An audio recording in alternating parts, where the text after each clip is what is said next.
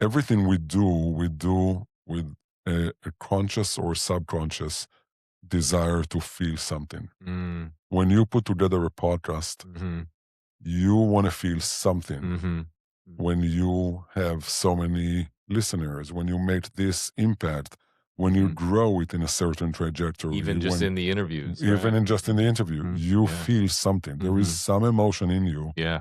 that drives you. That's the strongest gravity force that works on us, how we Mm. want to feel.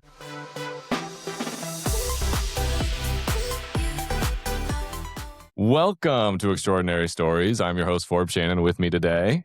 Aaron Bear. And our guest in studio today, Aaron and I, we've just been chomping at the bit to have this interview. I mean, Been a like it's an awesome transformation that we've understood of how you were able to build this empire that you've built. And we're so thankful to have you in the studio.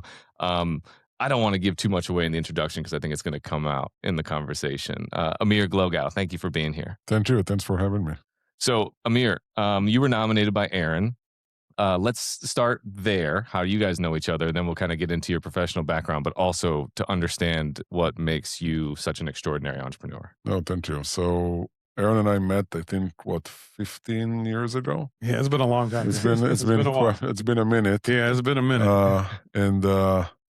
And one of the sweetest moments I had with Aaron was actually not in his presence. It's my DNA. Yeah, exactly. We had his incredible daughter guest at an event that I put together with 3 incredible speakers, and she was 7 or 8 at the time, I Yeah. think, and she got up to ask each of the speakers a question, and then participated with them and interviewed them, and About a serious subject, right? about a serious. Well, it was Risk and Chance. The name of the event was Risk and Chance, and they were all like internationally renowned speakers. Okay. And they were He all chose my daughter to do the interview. Yeah. A lack of talent here in Phoenix. Yeah, exactly. Yeah. Self-confidence, brilliance, innocence. She was. So this is how I got to know Aaron. I mean, he's definitely much better part of the DNA. No, I gave her everything I got. So she's 17 now. A young woman. Yeah. 10 years ago. So she's 10 years ago. She's now like a paid DJ, and she's going to University of Arizona. I got to get used to that, but very excited about her future. She's so we've been friends for 15 years, and we were introduced by a mutual friend, and have walked side by side with each other in different phases of our journey in life, both personal and professional. And when I had a startup here named Guidely, Aaron was one of the guides that we had on board, and it was amazing. Yeah. We've Amir's always been generous with his time, and like you said, I think we've had a great relationship of mentorship. So really glad to share that now with our broader community. Well, so Aaron, tell us a little bit about what it's been like knowing Amir this long, from all these programs all the way up to, getting Pro-M, this monster business that you have right now. What's it been like watching that transformation? Well, he always had Pro-M. So he's ever since I've known him, he's had Pro-M. So, I just think it's that the one thing I can say about Amir is he wants to do good for the world, right? So it's been, our conversations have largely been, how do we contribute and how do we be of service? And that's been our relationship. So it's, and he has some models that he has that I've been pushing him to write a book about it, because, he needed to share your kind of viewpoint on the world, versus just, he also knows from Guidely, he knows all the world renowned leaders in this space. So you just are a treasure. We've got to figure out how to bring that out to the world. So this is my whole, I'm outing you right now. You can't hide anymore. No more hiding, Amir. That's it. Coming out. So it's been a journey, and I've walked multiple paths in life, the professional, the personal, but I think the one thing that from a very young age that was engraved in me was the search for meaning, the search for deeper understanding of what's not visible to the eye, what's the frequency that we live in. You can call it spiritual, personal development, self-help, however you want to call it, but I always seeked what's beyond the is visible or we can sense with our senses. And that led me into different, path, but it's always been, the Ferrari and the monk. So it was never. It chose both. Yeah, absolutely. That's awesome. Well, Yeah. where do you think that like thirst for knowledge comes from? It's interesting. I was actually just asked that recently, and I think it's something that I came with. I mean, I can always associate it to early childhood trauma and to, this crisis or the other, but I think part of that is really innate in me, of, understanding that there is something beyond.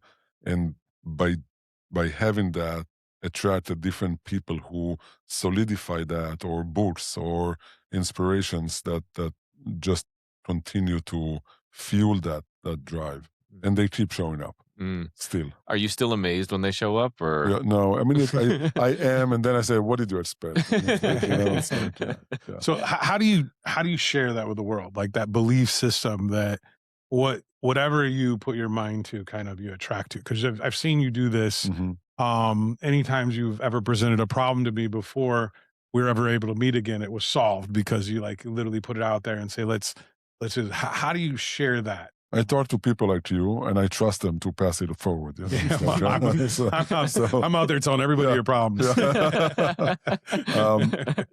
So it's like, first of all, I had a phase where I felt this deep drive to really impact masses all at the same time, and really make everybody see what I see. And today I'm more, I have the understanding that everybody gets there when they need to get there, when they're ready, and just trying to be more available and accessible when people reach out and they have something, to say about it. So I have been interviewed on different platforms, and I've wrote a couple of articles, and I have started drafting a book, which, have not seen daylight yet, because I just didn't feel like it's such a huge priority. And the commitment level, a dear friend of mine is a publisher, and he wrote a book, Think Like a Publisher, Hierophant. And one of the questions he asked, what would make your book a success? If one reader read it and it changed their life, or you need 2 million, book sales. And for me, it's really one book at a time, or one individual at a time. I think the masses, at some point I'll probably get there, but right now I feel like a more small groups, intimate dialogues like this one, that I feel better in. Yeah. So I mean, I think Forbes, and Christine, who you've met in passing, have written about 25 books in the last 3 years for people. And, 5 of them have become bestsellers. Yet what we always tell authors is that same thing, is like, would you write this book if you could just pass it on to your family? And we have people that actually, we've had people that have written a book and just given it to their 5 family members. And it's a very, passing on the legacy and that such. But when you realize like how powerful a book is, as far as like opening a door, when I wrote Exponential Theory with Forbes, I didn't expect it to open hundreds of doors and to kind of put me in places, and actually just to think bigger, right? I started thinking bigger because it became the self-fulfilling prophecy. And so with your book, I'd love for you to share a little bit about, because you've shared with me, and I think it's, if you're willing to share a little bit of that, sure. I think it's an incredible model. Yeah. So the model that I call soul leadership is the idea.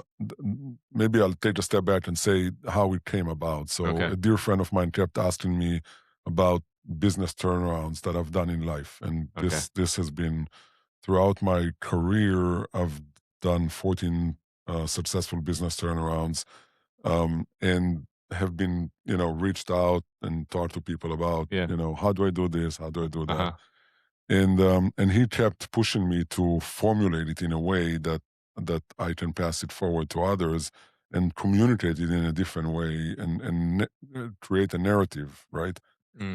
And I never really thought about it as a model. And he sat me down 3 days in a row in a hotel room, and at his expense, dear friend, irritated me to, really stretch every last bit of We're my not going to do nerves. that today, okay? Yeah, no, he really got me working and helped me, and then he came back to me with this, and this is essentially the idea that I then had to sit with and understand that this is actually what I'm doing without knowing that I'm doing it.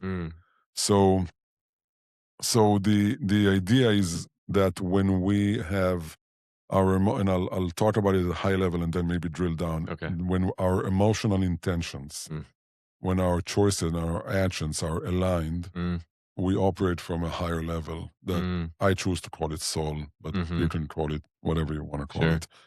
And it's effortless and it's more streamlined and it comes more natural. And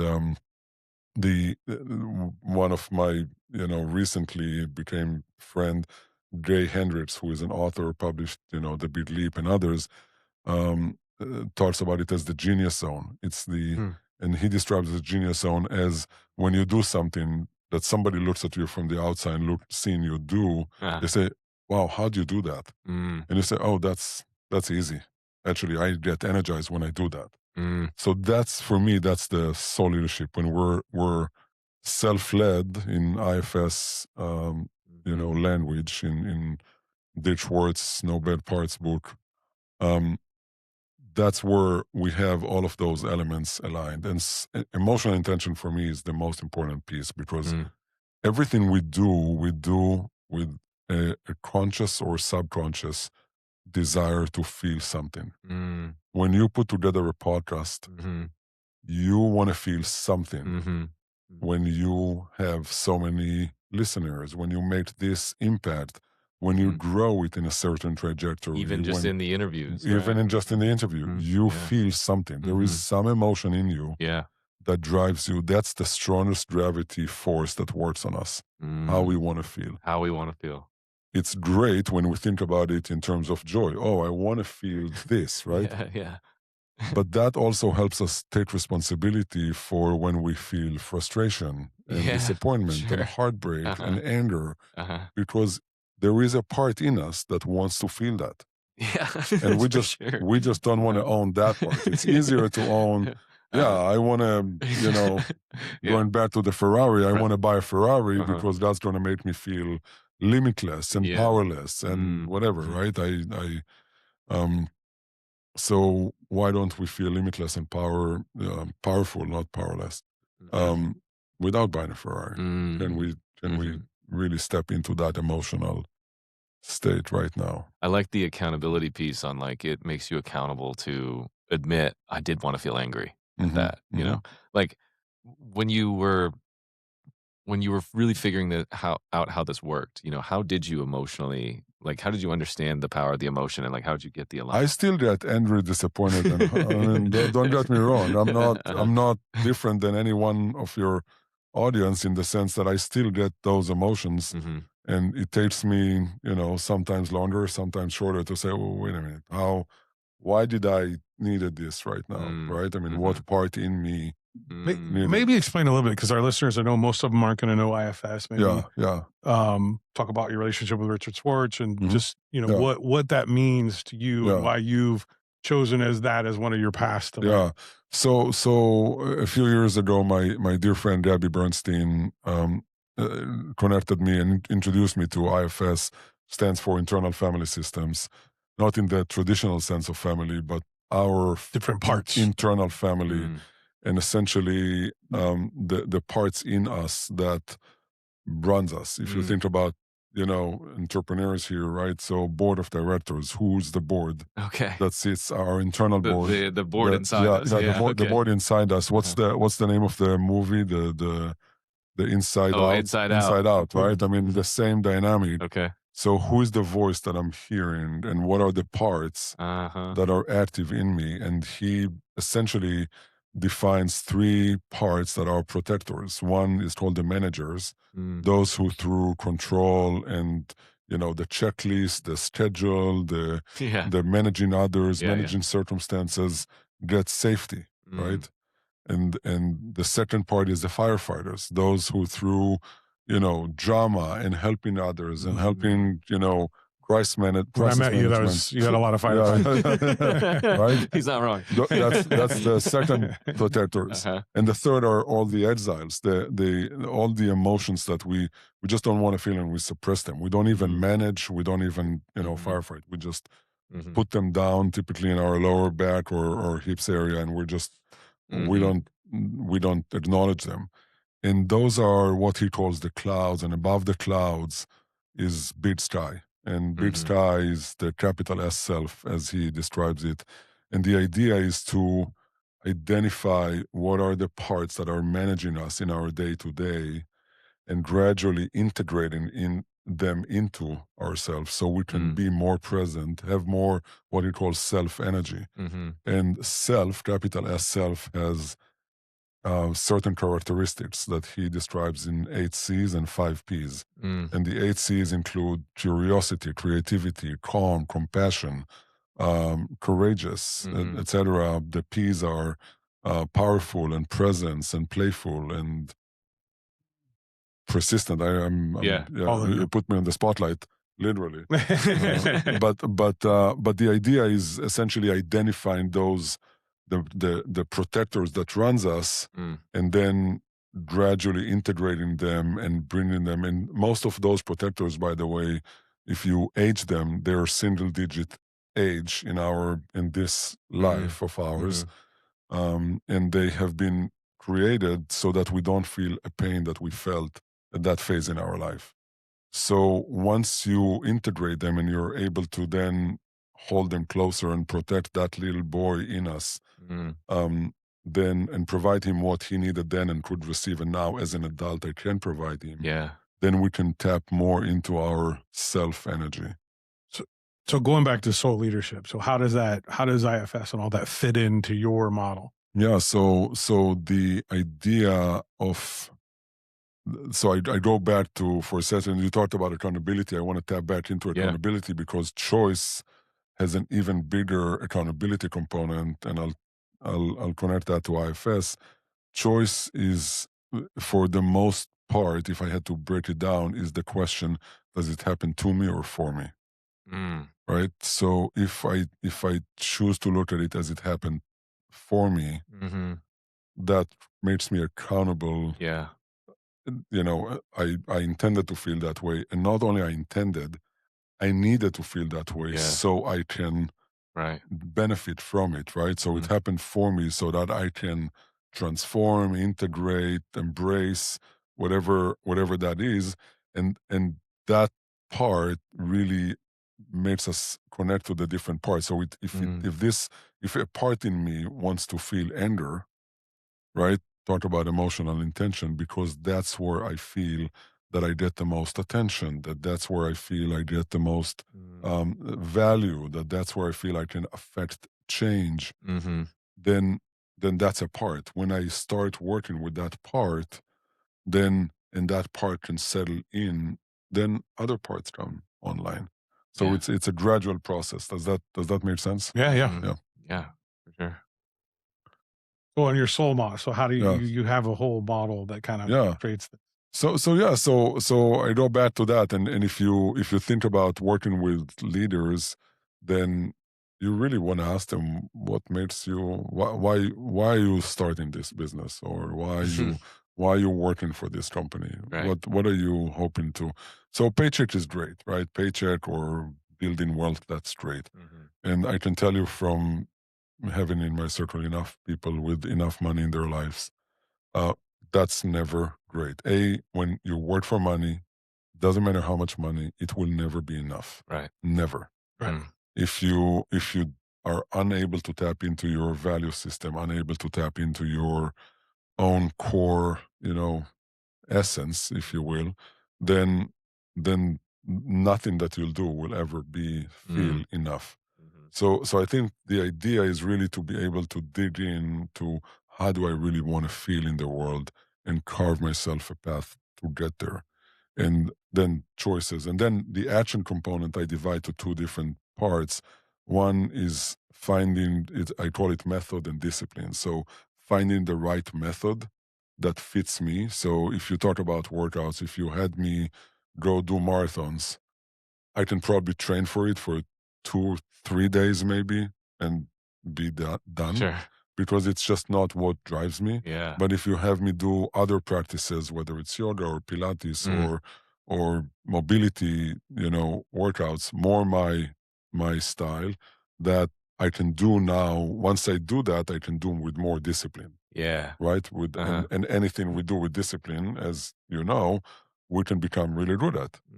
So including meditation and prayers and whatever it is that we do to bring ourselves to be present. So for like meditation is a big thing, right? I mean, it's a word that became very popular with very polarizing, sensation around it. Like, do I meditate right? I sat down, but I couldn't be quiet.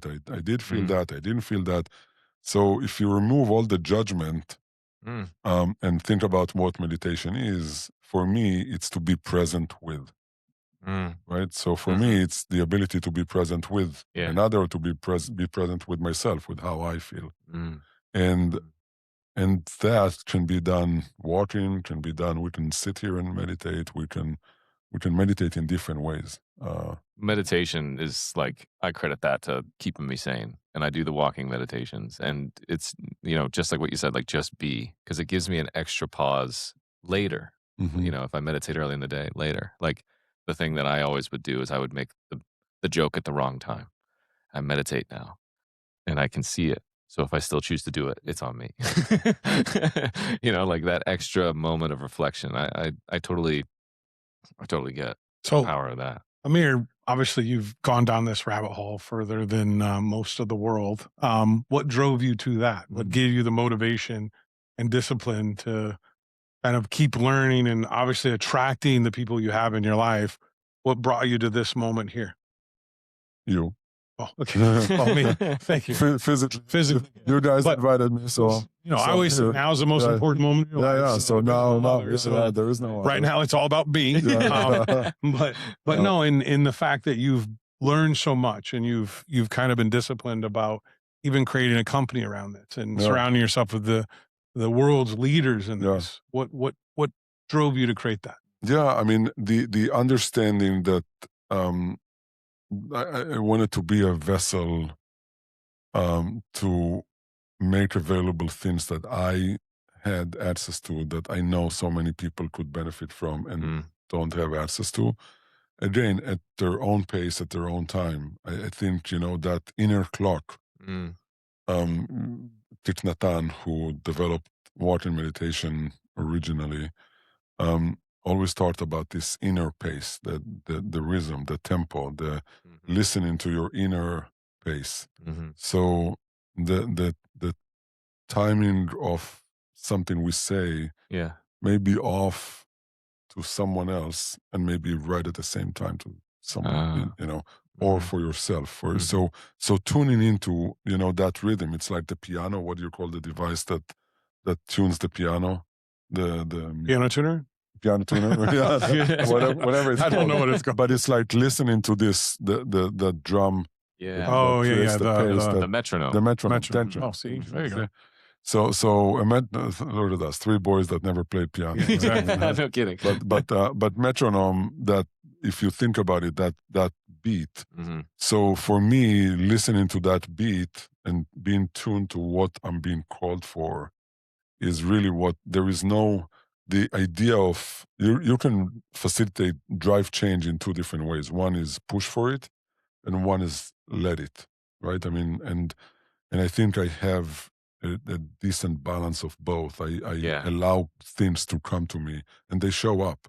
I mean, when my as I shared with you, my dad passed last year, and as my dad was, in these last days, I felt called to reach out to a guy I never knew, and I knew he doesn't work with individuals, and he's a coach, and I wanted to work with him, and I reached out to him, and I think 3 weeks later I was with him in his house working with him, and it's not I just felt an instant. I knew this is the guy I wanted to work with. I knew I wanted to design the last year of the next decade, the next decade of my life, turning 60 later this year. And I said I wanted, define my 60s and be more intentional about it. So I reached out and we spent time and we set intentions and started a process and a journey, and things have been happening, pretty rapidly in my life. As you know, I have a new incredible life in loving my life that radically changed my life. And we made jokes about it that, I can't recognize the life I had prior to that. Not jokes, but for real. And it's fascinating how, for me, it starts with just listening to what's happening, right? Being tuned. So personal question. What is love to you? What does it mean? So I actually, the book that I never published, that I start. We're gonna help him get that done. Okay. It starts with the question: if an alien came down right here that never experienced any emotion and asked you, okay, so what is love?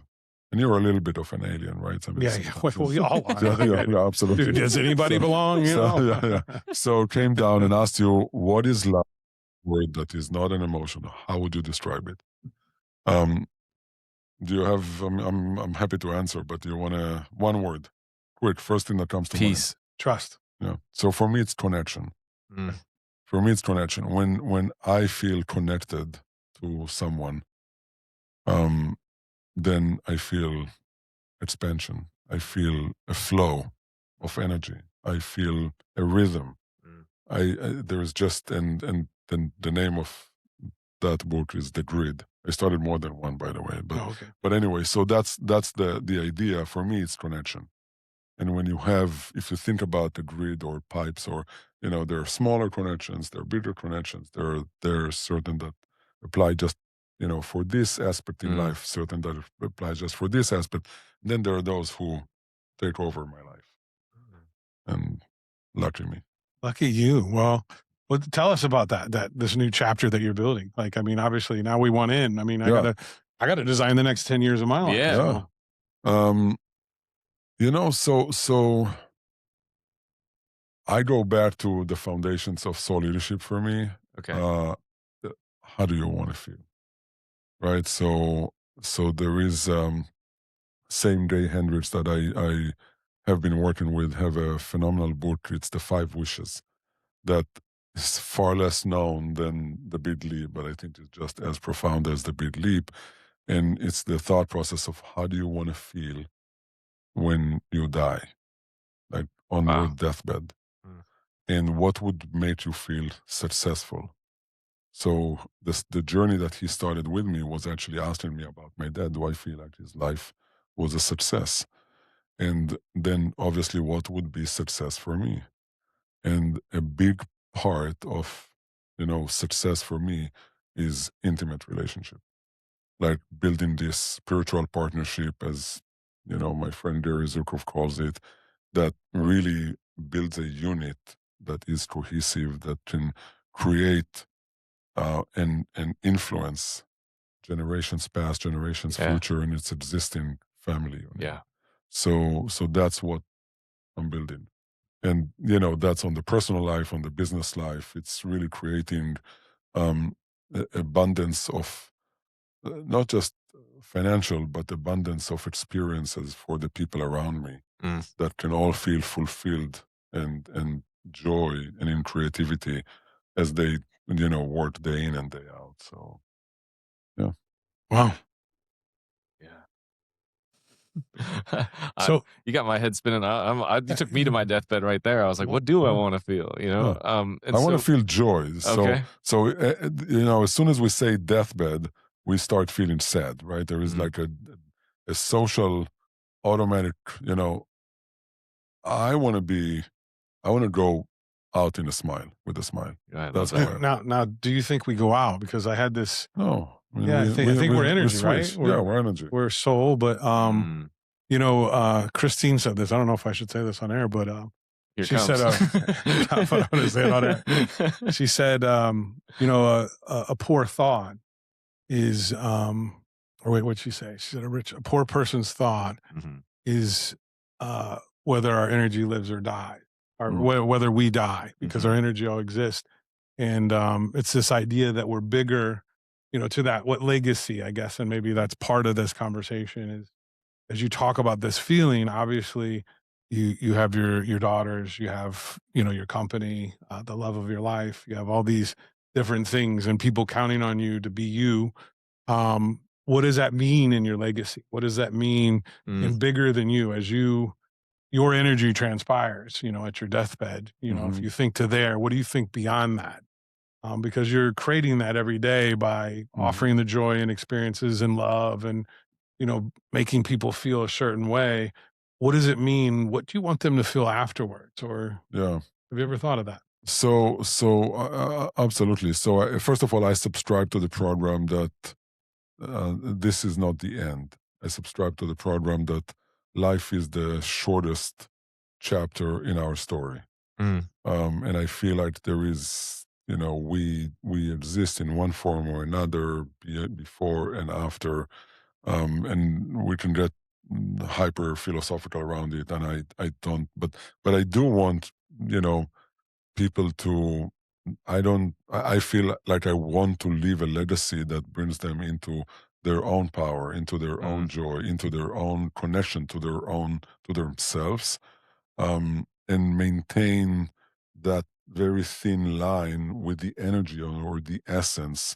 And this is what I'm doing. My dad passed. My mom, tomorrow is actually 18 years since she passed. So maintaining that thin line with her essence, with her energy, with the gifts she gave me, with the way she lived her life, and just making her, giving her presence in my mm. every day for me. Not, I mean, it's not. It's just because it's part of me. Whether it's DNA, whether it's habits, limiting beliefs, whatever it is that we Yeah. inherited, but making it shine a light on it, and make it vibrant.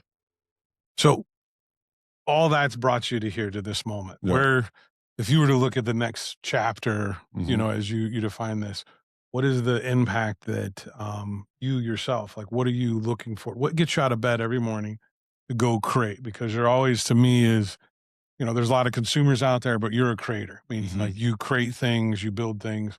What do you want to create for the next generation or two?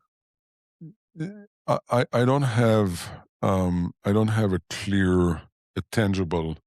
This is what I'm going to create. Mm, It's clear to me that Anne and I will create something that will have a greater impact on the world. Whether it's with parenting, with relationships, with creating abundance, with different lifestyle aspects. Um, so there will be something. mhm, Not sure what it looks like, but the idea is to what wakes me up, what drives me every morning is curiosity.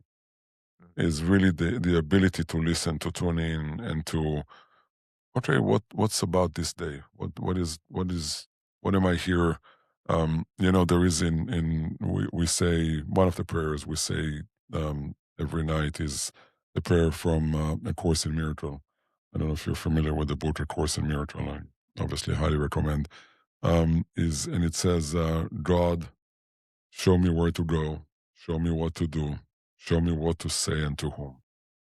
mm, And that mindset of, let me be a vessel, mm. and that's how, we're trying to live our lives.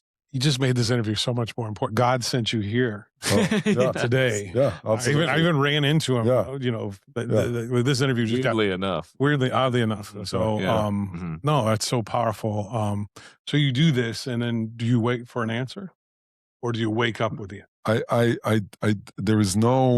There's no envelope on my counter with, that I open and I read it. Oh, that's the answer. The answer is when I find myself. I have one on my counter.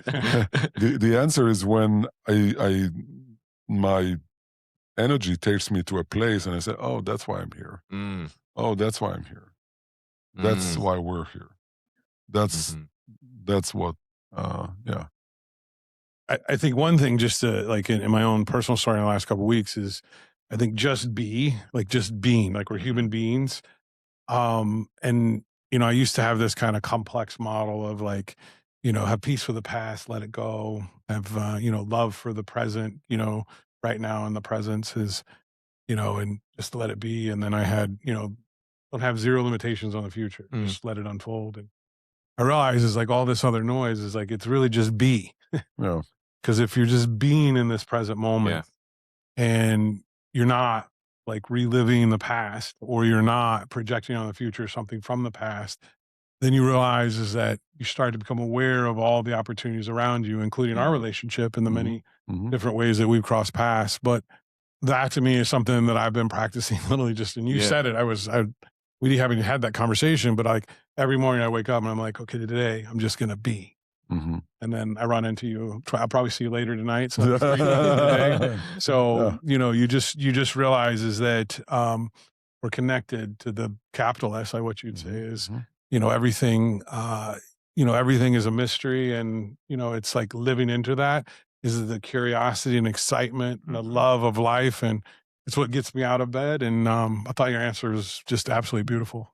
Yeah, so I don't know if you're familiar with this quote. It's very old, but I always love it. They say the past is history, the future is a mystery, and the present is a gift, which is why they call it present. So we ask this question for everyone on Extraordinary Stories. If there was one piece of advice that you could give to our listeners on how they could live more extraordinary like Amir, what would it be? Tap into yourself. Tap into your own emotions, motivation, pain, joy. Like, study yourself better. Yeah, we study so much outside. We get degrees, AI courses, this, that, whatever, the BA, MBA, whatever it's all great. The last thing we attend to, and typically only as a result of a crisis, is ourselves. Yeah. The answers aren't out there. No, they're all within here. And whatever happens to us outside is a reflection of who we are inside. So if we're the biggest advice is, go, and now more than ever, because all those the other skills that we study one way or another are going to be very transferable, very automated, that part will not. So get connected with your own self, and capital S self. Be more human. Yeah. There you go. Brought it back home. Nice. Be more human. Yeah. Landed the plane. Yeah. You can read more about Amir Glogau at joinextraordinary.com. That's joinextraordinary.com. I'm Forbes Shannon. I'm Aaron Bear. Amir Glogau. Thank you so much for being here. That was a lot of fun. Thank you. Thanks so much for doing this. Thanks for your extraordinary story. Yeah. Thank you. Okay.